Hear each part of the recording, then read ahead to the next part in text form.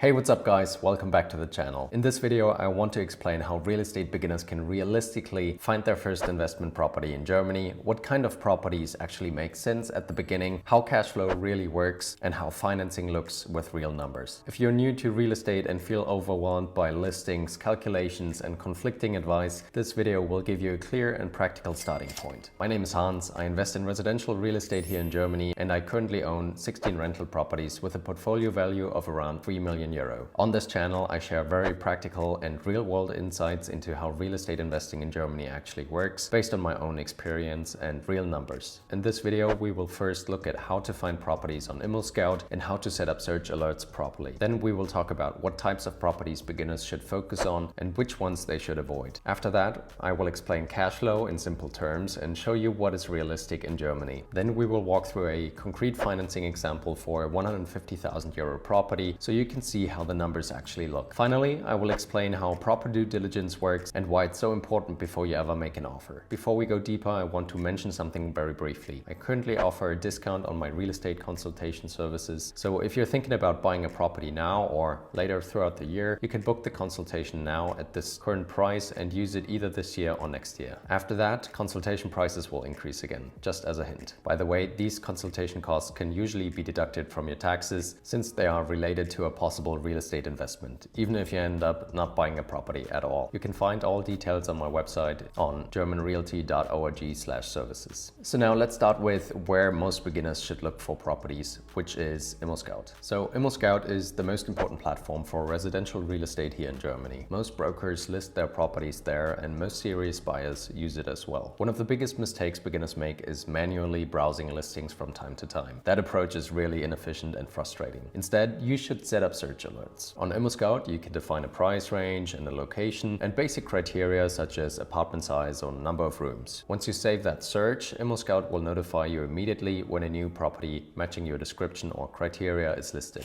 Speed matters a lot here, because good properties are often online only for a few hours or days. A good starting point for beginners is therefore to set a maximum purchase price that feels realistic, such as, let's say, 150,000 euros or 200,000 euros, and choose a radius around a city with stable rental demand. You should not over-optimize filters at the beginning. It's better to see more listings and learn to filter manually. Now let's talk about what kind of properties actually make sense for beginners. In most cases, beginners should focus on smaller apartments, such as 1-bedroom or 2-bedroom units.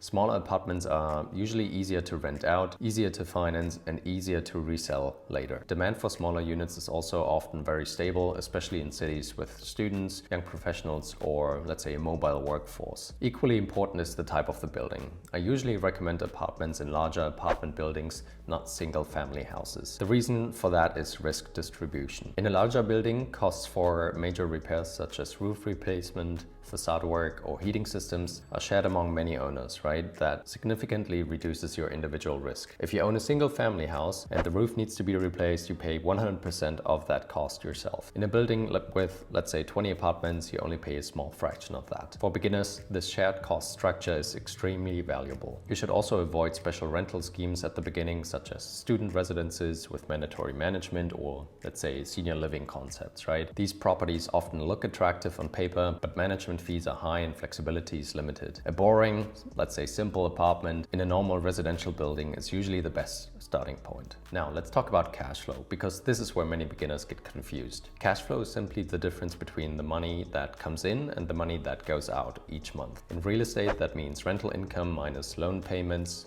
management costs, maintenance, and other running expenses. If more money comes in than goes out, you have positive cash flow, of course. If more money goes out than comes in, you have negative cash flow. As a beginner in Germany, you should aim for properties that are cash flow neutral or slightly negative. A negative cash flow of up to minus 100 euros per month is generally okay, I would say. This is not necessarily a problem if the numbers make sense overall, because tenants are paying down your loan and you often benefit from tax deductions. Trying to force strong positive cash flow in good locations often leads beginners into bad deals in risky areas, which I would not recommend. Now let's walk through a simple financing example so you can see how the numbers actually work out. Assume you buy an apartment for 150,000 euros. Let's also assume the bank financing uses 4% interest and 1.5% repayment, which is a very realistic assumption at the moment. Together that equals to 5.5% per year. If you multiply that 150,000 euros by 5.5%, you get 8,250 euro per year in financing costs. If you divide that by 12 months, you get roughly 690 euros per month. And this amount includes both interest and repayment, as we said. If the apartment now generates around 650 to, let's say, 700 euros in cold rent per month, you're roughly cash flow neutral before considering management and taxes. If cash flow ends up slightly negative, for example, minus 50 or minus 80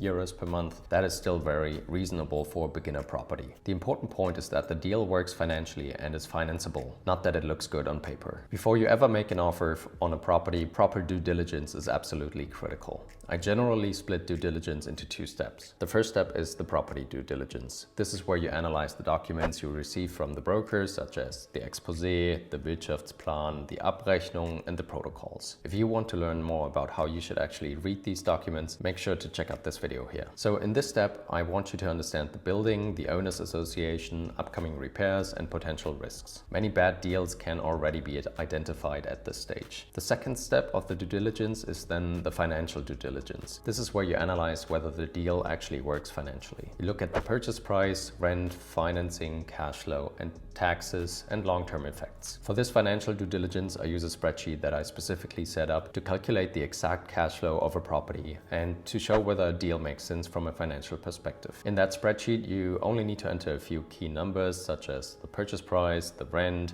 interest rates, repayment, and management costs. The spreadsheet then shows you the exact cash flow before taxes and after taxes. If you want to use the same spreadsheet for your own analysis, you can find it on my website at germanrealty.org/shop. Only if both property due diligence and financial due diligence look reasonable, you should move forward. If you feel unsure at any point or want a second opinion before making an offer, I also help people analyze properties one-on-one through my consultation services, which you can access at germanrealty.org/services. If you now want to see how I analyze a property financially, step by step, including cash flow, financing, taxes, and so on, make sure to click on the next video here. If you're completely new to real estate and want to understand how to buy your first property in Germany from start to finish in more detail, make sure to click on this video here. Thanks for watching, and I'll see you guys next week. Take care. Bye.